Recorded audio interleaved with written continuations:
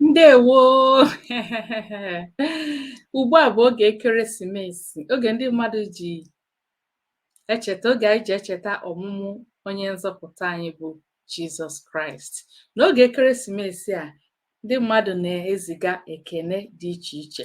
Achọrọ m ịkụziri gị na ihe onyonyo a ka ị ga-esi wee zigara ndị mmadụ ozi ekene ekeresimesi n'asụsụ Igbo. Ngwa gee ntị. Ndị Igbo anaghị asị ekeresimesi ọma, mba. Ihe anyị na-ekwu bụ ka ekeresimesi a mara gị mma. O toro ogologo? Ọ dị ka o toro ogologo, mana otu a ka ndị Igbo si ezigozi ọma, otu a ka ndị Igbo si aga ọfọ. Igbo na-aga ọfọ dịka ekpere. Igbo na-eziga ozi mmemme dịka ekpere.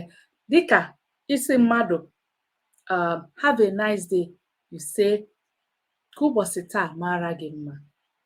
Okay, so ka ị na-achọ isi mmadụ Merry Christmas, how do you say it in Igbo?